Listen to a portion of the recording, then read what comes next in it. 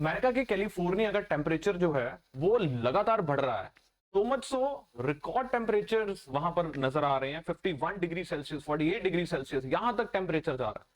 अब ये क्यों हो रहा है? ये हो रहा है एक सिंगल कारण की वजह से राइट नाउ, जिसका नाम है हीट डोम।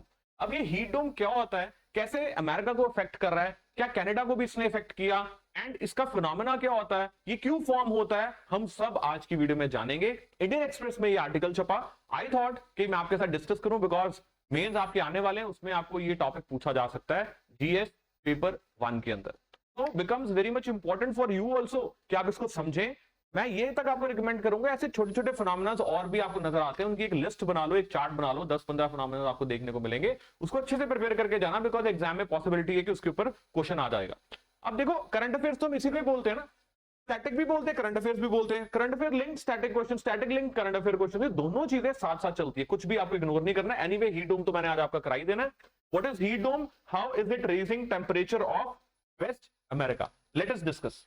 तो पहले तो एक सिंपल फिनोमेना समझते हैं ज्योग्राफी का कि होता क्या है। अगर हम बात करें सनलाइट की, तो सनलाइट आ रही है, जब सनलाइट आ रही है उसके बाद क्या होता है, हीट जो है, आई मीन एयर जो है वो वार्म हो जाती है। वार्म एयर हमेशा टेंड्स टू राइज, जैसे ही वार्म एयर राइज करती है, जब वो राइज करती जाएगी करती जाएगी करती जाएगी, at end of the time ऊपर जाके कंडेंसेशन हो जाएगी एट अ हायर एलिवेशन। ज्यादा एलिवेशन पे कंडेंसेशन विल हैपन। जब कंडेंसेशन हो जाएगी उसके बाद क्या होती है, बारिश होती है। दैट मीन जो हीट है वो एस्केप कर रही है, वार्म एयर जो है वो एस्केप कर रही है, हीट जनरेट हो रही है, उसके बाद एयर जो है वो राइज हो रही है, राइज होने के बाद कंडेंसेशन हो रही है, कंडेंसेशन के बाद बारिश हो रही है। तो एस्केप मैकेनिज्म तो मिल रहा है ना हीट को, हीट डोम में एस्केप मैकेनिज्म नहीं मिलता। एग्जांपल के तौर पे मुझे आपको समझाना हो, एक आप पैन लीजिए, पैन में आपने क्या किया, पानी रख दिया और नीचे से गैस ऑन कर दिया और ऊपर लिड लगा दी।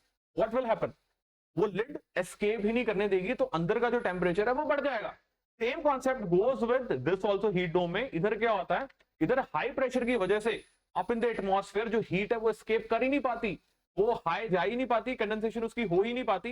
एज अ कॉन्सिक्वेंस उस पर्टिकुलर एरिया का जो टेम्परेचर है वो बहुत ज्यादा बढ़ जाता है। अब आप कहेंगे सर ये होता क्यों है, व्हाट इज द रीजन। इस रीजन को समझने के लिए हम आर्टिकल भी देख लेंगे, बट फिर भी अगर कोई जानना चाह रहा है तो मैं आपको बता रहा हूं, it is because of, okay, number 1 global warming का तो एक फैक्टर है ही है, लेकिन अगर सटीक प्रिसाइज फैक्टर हमें किसी चीज को देना है तो हम इसको बोलेंगे जेट स्ट्रीम्स को। अब आप कहेंगे सर जेट स्ट्रीम्स ये क्या चीज है, समझ लेते हैं।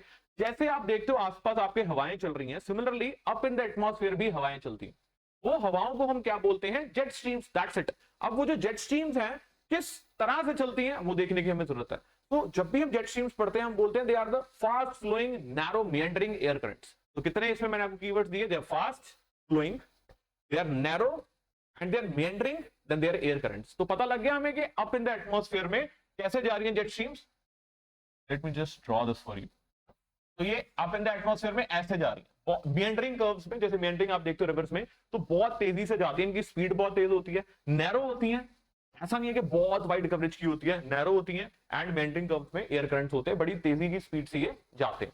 अब आप कहोगे सर फिर लिंक क्या है इसका हीट डोम्स के साथ।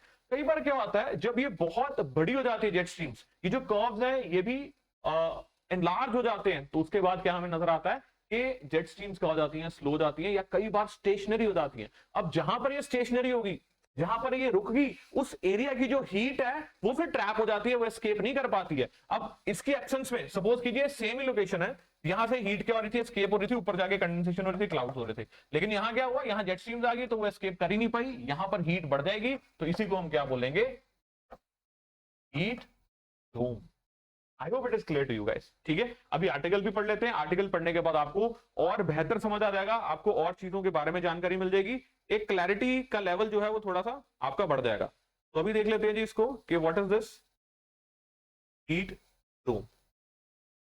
तो guys, weather phenomena where a high pressure system in the atmosphere traps warm air like a lid on the pot, जैसा कि मैंने आपको बताया अभी, it is same thing only।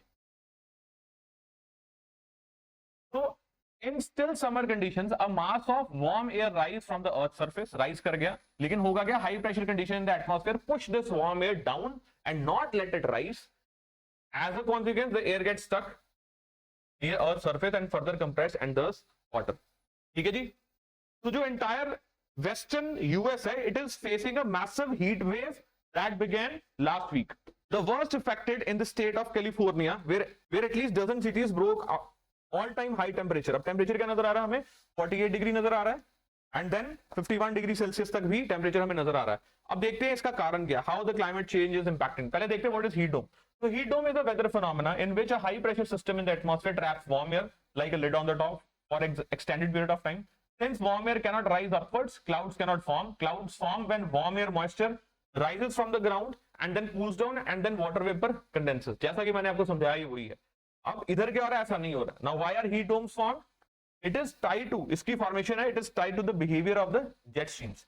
An area of fast moving air high in the atmosphere that usually helps move weather systems along the earth surface. Typically jet streams have wave like pattern that moves, जैसा कि मैंने आपको समझाया meandering curves में, wave like pattern that moves from north to south and then north again. When these waves get bigger and elongated, they move slowly and sometimes become stationary, or this is the reason when a high pressure system gets stuck in a place and leads to the formation of the heat dome.